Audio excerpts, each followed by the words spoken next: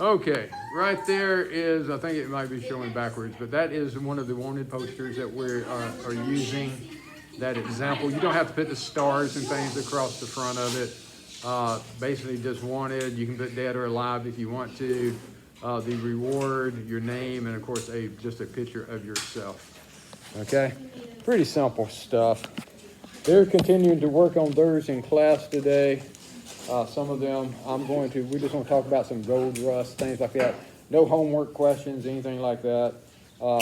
Pretty simple day. So, if you want to watch, if you want to get some information and finish watching this video, you may. If you're kind of like busy and have something else to do, again, this is almost filler while they're finishing up their posters. Okay, so that's up to you. Okay. Half of them won't pay attention, so, why should you? Right? Okay. You know it's true. Come on. Even if you're not. All right. Still watch it. Yeah, I wonder if they still actually watch it. If this video gets to 1K views, we'll do a part 2. Yeah. You hear Leo, right? If you get 1K likes, if you get... Y'all remember Leo. Like and subscribe. Who can forget Leo? Right? All right. Let's talk about the California Gold Rush. California Gold Rush takes place in about 1848 to 1855, okay? And during this time, obviously, gold was discovered in California, okay? Over 300,000 people rushes out to California to try to find gold and strike it rich. Of course, very few of them struck it rich. You did have, there's a lot of gold was found, but not enough. I mean, you did have individuals, as Nick said, you did have individuals that got rich. And didn't tell anybody where the gold was. But you had most of them did not. not. How you made rich was selling the people who were dumb. Boom, and we're going to talk about that. You're exactly right. Okay? Just like that guy with the camera. Pickaxes and gold pans. Gold was first discovered in California by a guy named James Marshall at Sutter's Mill near the city of Coma. He was building a small sawmill for John Sutter when he found shiny flakes of gold in the river. And he told John Sutter about this, and they tried to keep it a secret, which apparently did not work out real well, because pretty soon the word got out, and prospectors were pretty basically ruining Mr. Sutter's land, digging for gold and panning for gold and everything else. Did not care who it belonged to. All they could see was getting rich. Now the 49ers, as you're aware of, if you're a football fan, the San Francisco 49ers, this is where they get their name, okay? Before the gold rush, there was only about 14,000 non-Native Americans living in California. Only 14,000 like white men. Yep. This soon changed. Around 6,000 people arrived in 1848, but in 1849, which is where the miners, 49ers thing come from, around 90,000 people arrived to hunt for gold. Okay? And these people, of course, were called the 49ers. Yep, and they came from all around the world. It wasn't just from the United States. They came from, of course, you had a lot of Americans, but they came from China, Mexico, Europe, Australia.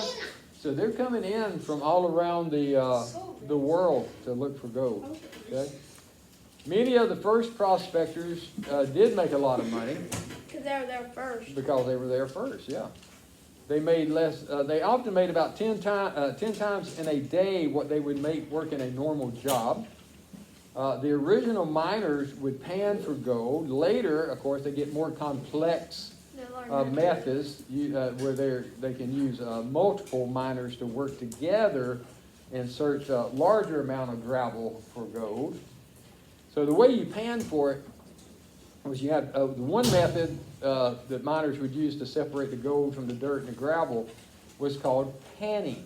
Okay, and they actually it was a pan, and they would get water and gravel in it, and they would shake it, and the gold, because it weighed more, would sink to the bottom of the pan, and then they could flush everything else out, And the gold nuggets, if they were fortunate enough to find some, would still be there, okay? But it's not as easy as you think. Yeah, it's not as easy as it sounds. You don't get a flake in every one. Yeah, you don't, yeah, some of them would go days, weeks without discovering anything, yeah.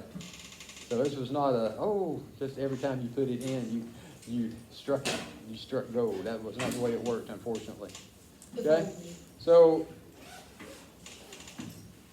but as Nick and Hart pointed out here, all these thousands of miners actually needed supplies. And the typical supplies for a miner included mining pans, shovels, picks. They also needed food, living supplies such as coffee, bacon, sugar, beans, flour, bedding, tents, lamps, a kettle. I mean, everything that they could possibly need to live. So the store and the business owners who sold these supplies to the miners often was the ones who became wealthy. Okay? Because if you walked in and you had a big chunk of gold to pay for your goods, my guess is if you're the only store in town selling this stuff, the price just went up. Yeah, once you figure out this guy's got money, the price went up a tad, okay? When you're the only business in town selling what people want or needs, that's called a monopoly. We're going to talk about that when we get to the Industrial Revolution. And guess what? You can afford to do that. Yeah, it's just like knowing that everyone in here has to have a number 2 pencil. If I was the only guy in Greensboro selling number 2 pencils, I could charge what I wanted. Now, as soon as Holden opens up a pencil shop and he challenges me, now the price is going to go down because you got more people selling. You can do like $10 more. Yeah. Good. If it was just black tea. That's it. So that's the way a monopoly works, though. Yeah, that's why it's good to have more than one business selling goods. Okay. Now, boom towns. Whenever gold was discovered in a new place, miners would move in, make a mining camp. Sometimes these camps would rapidly grow into towns called boom towns.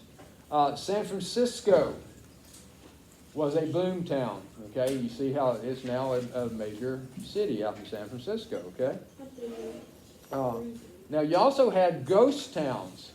Okay, it doesn't mean they were actually haunted, but a lot of the boom towns eventually turned into abandoned towns. People left when the gold either ran out in that area or whatever, and there was nothing else around to keep people there.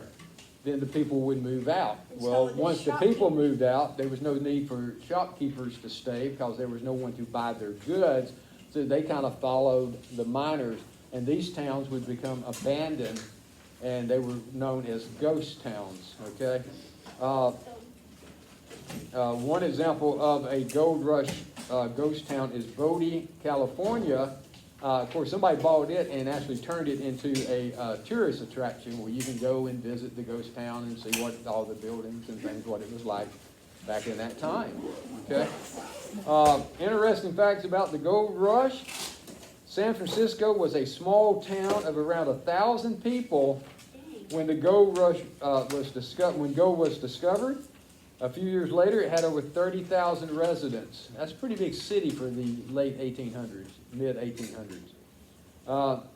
California was admitted as the 31st state of the United States in 1850 during the gold rush. Probably looking for tax money even before that, before taxes, but they probably said one day. Sometimes groups of miners use rockers or cradles to mine. They can mine a lot more gravel and dirt this way than with just a pan.